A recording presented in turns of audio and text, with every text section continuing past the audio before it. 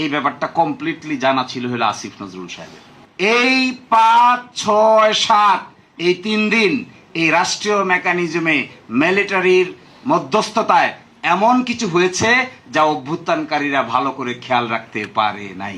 এর by product হলো আজকালকার ল মিনিস্টার, এর বাই প্রোডাক্ট হলো তখনকার দিনের অ্যাটর্নি জেনারেল। এবং আমার ধারণা এই ব্যাপারটা কমপ্লিটলি জানা ছিল হলো আসিফ নজরুল সাহেবের। He was in between the students and the military. এবং ওই সময়টাতে যে গুরপাকটা খেয়েছে, ওই গুরপাকটার পরবর্তী রেজাল্ট হলো গণভবনে মিটিং। এটার গুরপাকটাই হলো ওখানে গিয়া মিলিটারির সহযোগিতায় কাদের কাকে দেশ থেকে বিদায় করে দেওয়া যায়, ড্যামেজ কন্ট্রোল করা যায়। ওই ড্যামেজ কন্ট্রোল করে যাওয়ার পরিকল্পনার প্ল্যান মিলিটারিরা করেছে। করে এখানে এমন এক অ্যাটর্নি, হঠাৎ করে রাষ্ট্র নাই, সংবিধান নাই, প্রধানমন্ত্রী নাই, চিফ অ্যাডভাইজার নাই, কিচ্ছু নাই, অ্যাটর্নি জেনারেল আছে। ওমা, এ কি কাণ্ড কারখানা! এই জন্য ওনার ওই অ্যাপয়েন্টমেন্টের জায়গাটা দেখতে চাইলে উনি হয়তো কিছুটা লজ্জাবোধ করবেন।